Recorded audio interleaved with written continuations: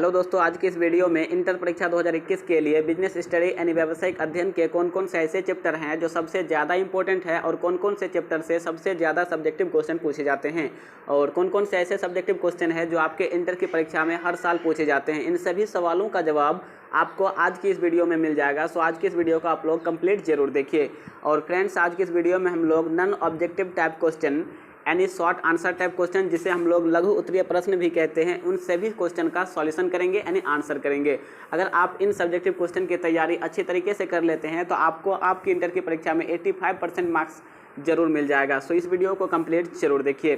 तो चलिए शुरू करते हैं। और हम लोगों की बिजनेस स्टडी का जो पहला चैप्टर है यानी फर्स्ट चैप्टर प्रबंध की प्रकृति एवं महत्व, इससे आप लोगों को मात्र 7 ही क्वेश्चन की तैयारी करना है। ओनली 7 इंपॉर्टेंट क्वेश्चन आप लोगों को चैप्टर 1 यानी प्रबंध की प्रकृति एवं महत्व से कितने क्वेश्चन की तैयारी करना है, तो मात्र 7 ही क्वेश्चन, ओनली 7 इंपॉर्टेंट क्वेश्चन की तैयारी करना है। तो चलिए देखते हैं कि कौन कौन से वो 7 क्वेश्चन है। पहला क्वेश्चन देख लीजिए। फर्स्ट क्वेश्चन, प्रबंध एक सरल विज्ञान है कैसे।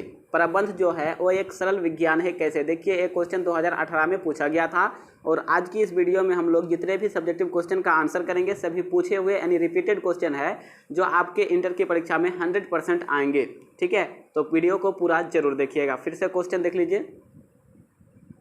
फर्स्ट क्वेश्चन, प्रबंध एक सरल विज्ञान है कैसे। देखिए, 2018 में पूछा गया था और आंसर है कि प्रबंध एक सार्वभौमिक विषय है। प्रबंध जो है वो एक सार्वभौमिक विषय है। इसके सिद्धांत और नियम भिन्न भिन्न परिस्थितियों में भिन्न भिन्न परिणाम उत्पन्न कर सकते हैं। प्रबंध के सिद्धांत परिस्थितियों पर निर्भर करते हैं, जिस कारण इसके प्रयोग से हर समय समान परिणाम नहीं मिलते। यही कारण है कि अर्नेस्ट डेल ने प्रबंध को मुलायम अथवा मृदु विज्ञान कहा है। फिर से देख लीजिए, एक बार फिर पढ़ देते हैं फर्स्ट क्वेश्चन को। प्रबंध एक सरल विज्ञान है कैसे, तो आंसर है कि प्रबंध एक सार्वभौमिक विषय है। इसके सिद्धांत और नियम भिन्न भिन्न परिस्थितियों में यानी अलग अलग परिस्थितियों में अलग अलग परिणाम उत्पन्न कर सकते हैं। प्रबंध के सिद्धांत परिस्थितियों पर निर्भर करते हैं, जिस कारण इसके प्रयोग से हर समय समान परिणाम नहीं निकलते। यही कारण है कि अर्नेस्ट डेल ने प्रबंध को मुलायम अथवा मृदु विज्ञान कहा है।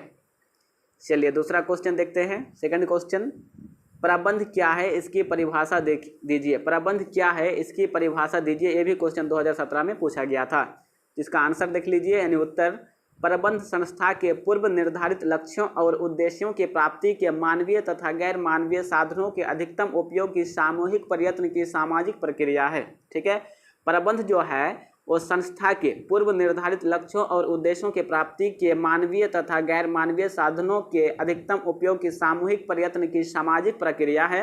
अब देखिए, हेनरी फेयल के अनुसार प्रबंध से आशय अनुमान लगाना तथा नियोजन करना, संगठन तथा समन्वय करना, निर्देशन तथा नियंत्रण करना है। चलिए आगे देखते हैं और देखिए हम लोगों का तीसरा नंबर क्वेश्चन, क्वेश्चन 3, एक पेशे के रूप में प्रबंध की मूल विशेषताओं का वर्णन कीजिए। एक पेशे के रूप में प्रबंध की मूल विशेषताओं का वर्णन कीजिए। आंसर देख लीजिए। विद्वानों के अनुसार प्रबंध एक पेशा है क्योंकि इसमें पेशे की निम्नलिखित विशेषताएं विद्यमान है। फर्स्ट देख लीजिए, प्रबंध की विधि वैज्ञानिक होती है। प्रबंध के कार्य करने एवं नेतृत्व प्रदान करने की निश्चित विधियां हैं। दूसरा, प्रबंध का शिक्षण एवं प्रशिक्षण देने वाली मान्यता प्राप्त संस्थान की स्थापना की गई है। तीसरा, प्रबंध ज्ञान का समूह है यानी ग्रुप है जिसे दूसरों का हस्तांतरित किया जा सकता है। चौथा, प्रबंध में भी अनुशासन पाया जाता है। पेशेवर प्रबंध उन्हीं के आधार पर कार्य करते हैं। ठीक है, अब देखिए नेक्स्ट क्वेश्चन है, चौथा नंबर क्वेश्चन यानी क्वेश्चन 4। ठीक है, क्वेश्चन 4, प्रबंध में हेनरी फेयल के योगदान का वर्णन कीजिए। प्रबंध में हेनरी फेयल के योगदान का वर्णन कीजिए। आंसर देख लीजिए। हेनरी फेयल द्वारा प्रबंध के कार्यों का वर्गीकरण, प्रबंध के कार्यों का सर्वप्रथम वर्गीकरण हेनरी फेयल ने किया। उन्होंने प्रबंध के तत्वों को ही उसके कार्य माने हैं। फेयल के अनुसार प्रबंध का अर्थ पूर्व अनुमान तथा योजना बनाना, संगठन करना, आदेश देना, समन्वय करना तथा नियंत्रण करना है।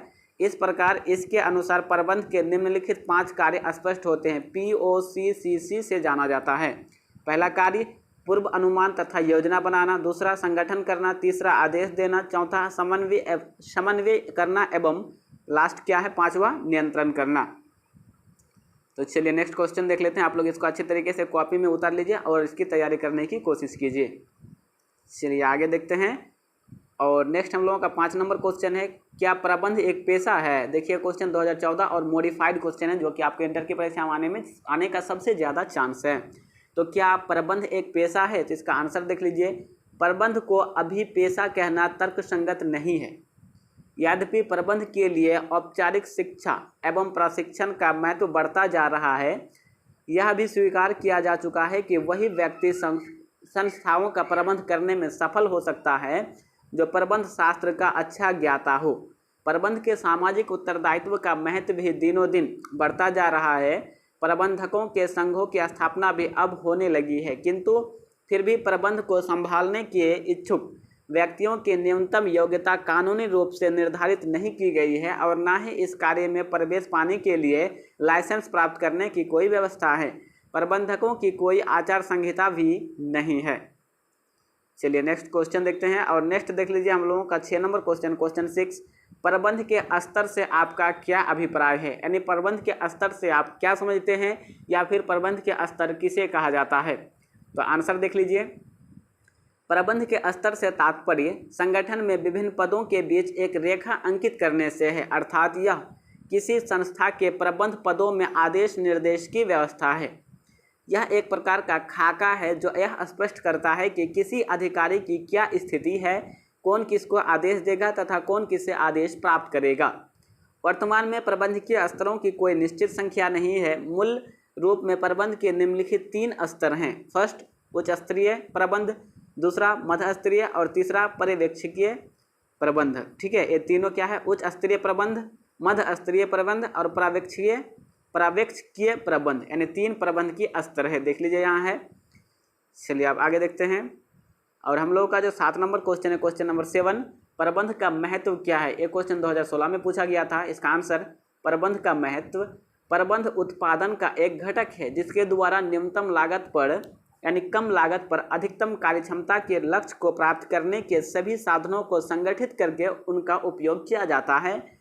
शायद प्रबंध से अधिक महत्वपूर्ण मानव क्रिया का कोई और क्षेत्र नहीं है। तो आप लोगों को फर्स्ट चैप्टर से, ठीक है, यानी पहला चैप्टर से 7 ही क्वेश्चन की तैयारी करना है, जो कि मैं आप लोगों को बता चुका हूँ, जिसको तैयारी कर लीजिए। चलिए अब हम लोग सेकंड चैप्टर यानी दूसरा चैप्टर से देखते हैं। ठीक है, चैप्टर 2, प्रबंध के सिद्धांत, प्रिंसिपल ऑफ मैनेजमेंट। हम लोग का जो दूसरा चैप्टर है प्रबंध के सिद्धांत यानी प्रिंसिपल ऑफ मैनेजमेंट, इससे आप लोगों को मात्र 3 ही क्वेश्चन करना है, यानी 3 ही क्वेश्चन की तैयारी करना है। पूरा किताब पढ़ने की कोई जरूरत नहीं है, मात्र 3 क्वेश्चन, ओनली 3 इंपॉर्टेंट क्वेश्चन। तो फर्स्ट क्वेश्चन देख लीजिए, वैज्ञानिक प्रबंध की परिभाषा दीजिए, किन्हीं 3 सिद्धांतों के बारे में बताइए। एक क्वेश्चन एनसीईआरटी का है जो कि बहुत ही इंपॉर्टेंट है। इसका आंसर देख लीजिए कि वैज्ञानिक प्रबंध 2 शब्दों के मेल से बना है, एक वैज्ञानिक और दूसरा प्रबंधन।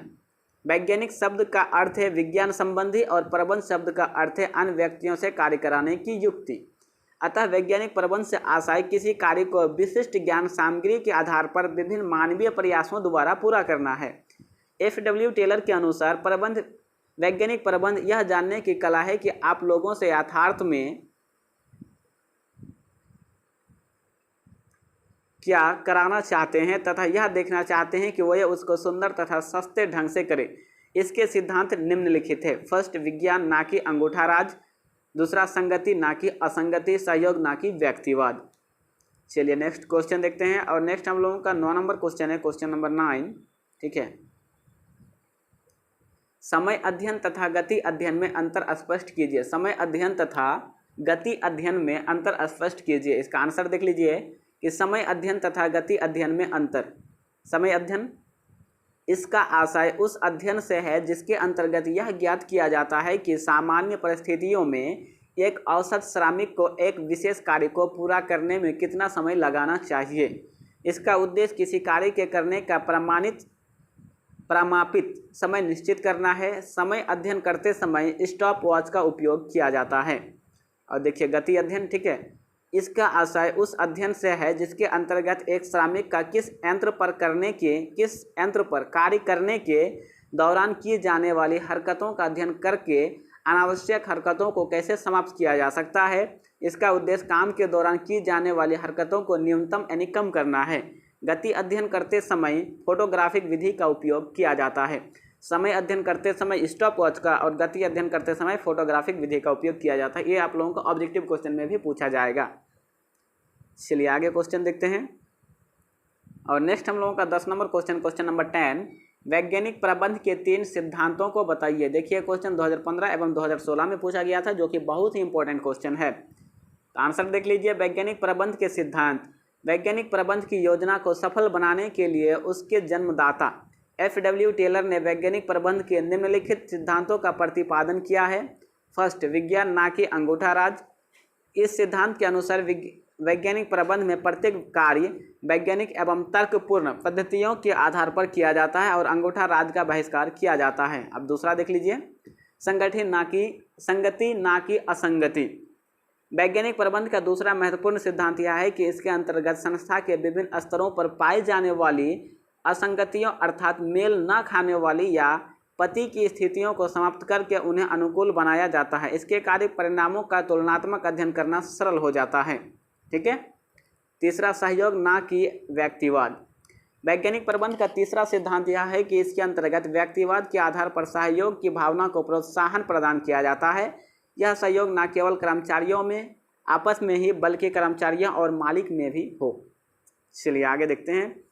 और हम लोगों का बिजनेस स्टडी का जो तीसरा चैप्टर है, चैप्टर 3 यानी तीसरा चैप्टर व्यावसायिक पर्यावरण, बिजनेस इन्वायरमेंट, इससे आप लोगों को ओनली 1 क्वेश्चन, मतलब आप लोगों को व्यावसायिक पर्यावरण जो चैप्टर है यानी एक्सरसाइज है, उससे आप लोगों को एक ही क्वेश्चन की तैयारी करना है। जो क्वेश्चन ये है कि व्यावसायिक पर्यावरण से आप क्या समझते हैं। व्यावसायिक पर्यावरण चैप्टर है तो उससे आप क्या समझते हैं। देखिए क्वेश्चन 2015 में पूछा गया था। इसका आंसर है कि व्यावसायिक पर्यावरण अर्थात वातावरण का अर्थ व्यावसायिक वातावरण यानी पर्यावरण से आशय उन समस्त घटकों, शक्तियों, परिस्थितियों के योग से है जो प्रत्यक्ष या अप्रत्यक्ष रूप से व्यवसाय को प्रभावित तो करते हैं किंतु उन पर व्यावसायिक संस्था यानी प्रबंध का कोई नियंत्रण नहीं होता है। चलिए आगे देखते हैं। और नेक्स्ट है हम लोगों का चैप्टर 4। ठीक है, चैप्टर 4 नियोजन यानी प्लानिंग। इससे आप लोगों को 6 क्वेश्चन की तैयारी करना है। Only 6 important questions.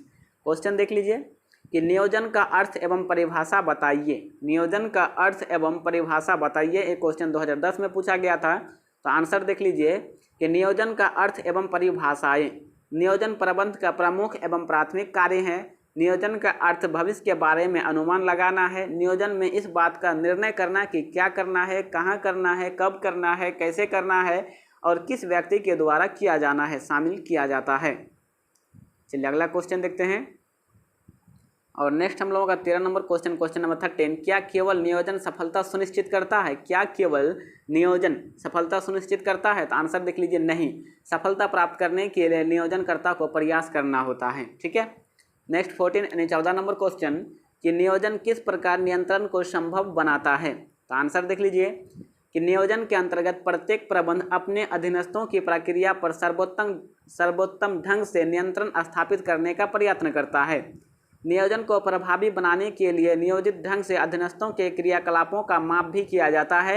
यही नहीं, बजट भी नियोजन का एक अंग है और साथ ही यह नियंत्रण का भी एक अंग है। अतः बजट द्वारा भी प्रबंधकीय नियंत्रण प्रभावी बनता है। आगे देख लीजिए 15 नंबर क्वेश्चन, नियोजन एक निरंतर चलने वाली प्रक्रिया है, कैसे समझाइए।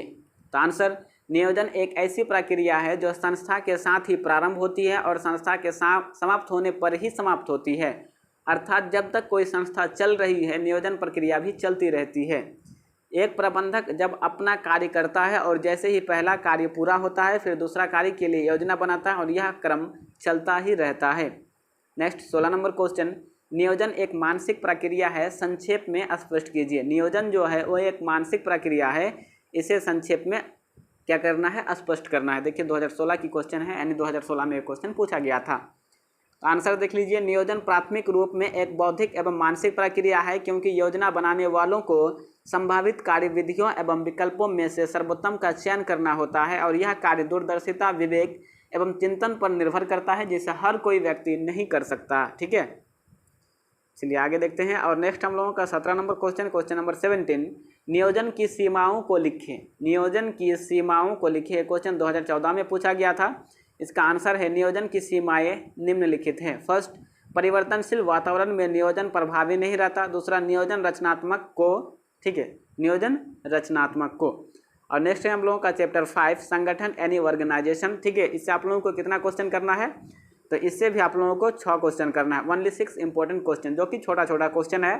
तो क्वेश्चन देख लीजिए 18 नंबर, कार्यक्रम संगठन के 2 लाभ बताइए। 2018 में पूछा गया था, तो इसका आंसर लाभ या गुण। ठीक है, फर्स्ट विशिष्टीकरण पर आधारित होने के कारण दक्षता में वृद्धि होती है, और दूसरा विशेषज्ञों की नियुक्ति के कारण अनुसंधान के कार्य को प्रोत्साहन मिलता है।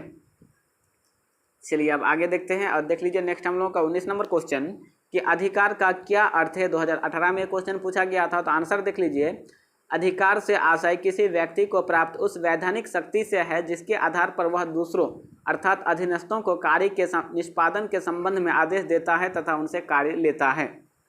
देखिए इसको किस तरीके से, दूसरा अथवा में देखिए कि सॉरी अथवा तो नहीं है, नेक्स्ट क्वेश्चन है 20 नंबर, संगठन प्रक्रिया में क्या कदम है। देखिए 2015 एवं 16 में पूछा गया था, और इसी को अथवा में यानी और संगठन प्रक्रिया को समझाइए 2016 में पूछा गया था, और अथवा संगठन प्रक्रिया के विभिन्न चरणों को बताइए, ये भी 2016 में पूछा गया था। देखिए एक ही क्वेश्चन है, इसको 3 तरीके से कितने बार, 2 3 4 बार पूछा जा चुका है, जो कि बहुत ही इंपॉर्टेंट है। इसका आंसर देख लीजिए,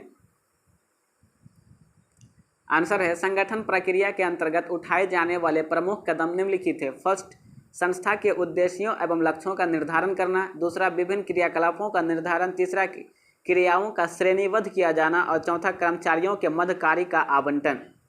next 21 number question, question number 21, अंतरण के तत्वों का वर्णन कीजिए। तो इसका आंसर है अंतरण से अभिप्राय, अंतरण से तात्पर्य, उत्तरदायित्व तथा अधिकार को दूसरों के सुपुर्द करने तथा निष्पादन हेतु जिम्मेदारी सृजन से है। इसका देख लीजिए, अंतरण तत्व इस प्रकार हैं। फर्स्ट, अधिकार, तो अधिकार से तात्पर्य एक व्यक्ति के अधिकार से है जिसके आधार पर वह अपने अधीनस्थों को नियंत्रित करता है। दूसरा, उत्तरदायित्व, एक अधीनस्थ कर्मचारी के लिए दिए गए कार्य का भली भांति निष्पादन करना उसका आवश्यक उत्तरदायित्व है। तीसरा, जवाबदेही, निसंदेह अधिकार अंतरण एक कर्मचारी को अपने उच्च अधिकारी के प्रति काम करने की सामर्थ्य देता है, लेकिन फिर भी जवाबदेही अभी भी उच्च अधिकारी की ही बनी रहती है। 22 नंबर क्वेश्चन, क्रियात्मक संगठन क्या है, इसकी क्या विशेषताएं हैं, जो कि 2017 में क्वेश्चन पूछा गया था। तो आंसर देख लीजिए कि क्रियात्मक संगठन वह संगठनात्मक व्यवस्था है जिसके अधिकार की रेखाएं कई क्रियात्मक विशेषज्ञों के मध्य से होती हुई प्रत्येक श्रमिक तक पहुंचती है। अधिकार का प्रत्येक स्तर योजना एवं अपने अधीनस्थों के संपूर्ण नहीं बल्कि कुछ कार्यों के लिए उत्तरदायी होता है। ठीक है, विशेषताएं देख लीजिए। फर्स्ट, विशिष्टीकरण पर आधारित होने के कारण दक्षता में वृद्धि, और दूसरा विशेषज्ञों की नियुक्ति के कारण अनुसंधान के कार्य को प्रोत्साहित करता है। नेक्स्ट हम लोगों का 23 नंबर क्वेश्चन है, क्वेश्चन नंबर 23, क्या उत्तरदायिता का अंतरण किया जा सकता है, लिखिए। क्या उत्तरदायिता का अंतरण किया जा सकता है, लिखिए। तो आंसर देख लीजिए, उत्तरदायिता के बारे में एक महत्वपूर्ण प्रश्न यह उठता है कि क्या एक अधिकारी अपने अधीनस्थों को अधिकारों का अंतरण करके अंतिम उत्तरदायिता से मुक्त हो जाता है, अर्थात क्या वह अधिकार सौंपने पर अधीनस्थों द्वारा किए जाने वाले कार्यों की सफलता या असफलता के लिए अपने उच्च अधिकारियों के प्रति जवाबदेह नहीं रहता है, अर्थात क्या एक अधिकारी का उच्च अधिकारी सीधे ही अधिकारी के अधीनस्थों को जिम्मेदार ठहरा सकते हैं। इन सभी प्रश्नों का उत्तर नहीं में दिया जाएगा, क्योंकि केवल अधिकारों को ही सौंपा जा सकता है, उत्तरदायिता को नहीं। ठीक है, चलिए आगे देखते हैं और नेक्स्ट देख लीजिए हम लोगों का चैप्टर 6 नियुक्तिकरण एंड स्टाफिंग। इससे आप लोगों को कितना क्वेश्चन करना है, तो इससे भी आप लोगों को मात्र 6 क्वेश्चन करना है। नेक्स्ट 24 नंबर क्वेश्चन है, क्वेश्चन नंबर 24, अस्थायी अलगाव से क्या समझते हैं। ये क्वेश्चन 2018 के इंटर की परीक्षा में पूछा गया था। तो इसका आंसर देख लीजिए, अस्थायी अलगाव, इसका अर्थ नियोक्ता के प्रयास के कर्मचारियों को नियोक्ता से कुछ समय के लिए दूर करना है। कभी कभी काम की कमी के कारण संस्था अपने कुछ कर्मचारियों का काम से कुछ समय के लिए अस्थायी अलगाव कर देती है। चलिए आगे देखते हैं और नेक्स्ट देख लीजिए हम लोगों का 25 यानी 25 नंबर क्वेश्चन, कार्य पर प्रशिक्षण का क्या अर्थ है। यह 2018 की क्वेश्चन है। तो इसका आंसर देख लीजिए, कार्य पर प्रशिक्षण, कर्मचारियों को कार्य पर प्रशिक्षण देने का उद्देश्य उन्हें कार्य की वास्तविक परिस्थितियों एवं आवश्यकताओं से कम समय में परिचित कराना है। जब कर्मचारी कार्य पर प्रशिक्षण प्राप्त करते हैं तो वह स्वयं समस्त क्रियाओं को देखते हैं और उन्हीं क्रिया द्वारा सीखते हैं। नेक्स्ट हम लोग का 26 नंबर क्वेश्चन, कार्य पर प्रशिक्षण एवं कार्य से दूर प्रशिक्षण में अंतर स्पष्ट कीजिए। ये क्वेश्चन 2013 की इंटर की परीक्षा में पूछा गया था। तो आंसर है कि कार्य पर प्रशिक्षण एवं कार्य से दूर प्रशिक्षण में अंतर। फर्स्ट, कार्य पर प्रशिक्षण का उद्देश्य काम सीखने के साथ साथ आय भी प्राप्त करना है, जबकि कार्य से दूर प्रशिक्षण काम सीखने पर अधिक केंद्रित होता है। दूसरा, कार्य पर प्रशिक्षण अर्थी को व्यवहारिक ज्ञान अधिक प्रदान करता है, सैद्धांतिक ज्ञान कम, जबकि कार्य से दूर प्रशिक्षण से सैद्धांतिक ज्ञान अधिक तथा व्यवहारिक ज्ञान कम प्राप्त होता है। और नेक्स्ट हम लोगों का 27 नंबर क्वेश्चन नंबर 27, भर्ती से क्या तात्पर्य है, यह चयन से किस प्रकार भिन्न है। देखिए क्वेश्चन 2015 एवं 2017 की इंटर की परीक्षा में पूछा गया था। तो इसका आंसर है कि संभावित कर्मचारियों को ढूंढने की प्रयास प्रक्रिया तथा उन्हें संगठन में पदों के लिए आवेदन देने के लिए प्रेरित करने को भर्ती कहते हैं।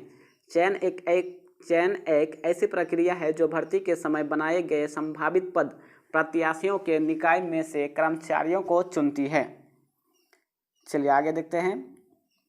और नेक्स्ट हम लोगों का 28 नंबर क्वेश्चन नंबर 28, प्रशिक्षण से आप क्या समझते हैं, यह शिक्षा से किस प्रकार भिन्न है। तो आंसर देख लीजिए, प्रशिक्षण कोई भी ऐसी प्रक्रिया है जिसके द्वारा कर्मचारियों की क्षमता, कौशल तथा योग्यता को बढ़ाया जाता है। दूसरा, शिक्षा एक ऐसी प्रक्रिया है जो कर्मचारियों के ज्ञान तथा बोध को बढ़ाती है, यह ज्ञान का बोध तथा उसकी व्याख्या है। और नेक्स्ट देख लीजिए 29 नंबर क्वेश्चन, नियुक्तिकरण से आप क्या समझते हैं। देखिए कितना इंपॉर्टेंट क्वेश्चन है, फिर से देख लीजिए क्वेश्चन 29 नंबर 29, नियुक्तिकरण से आप क्या समझते हैं।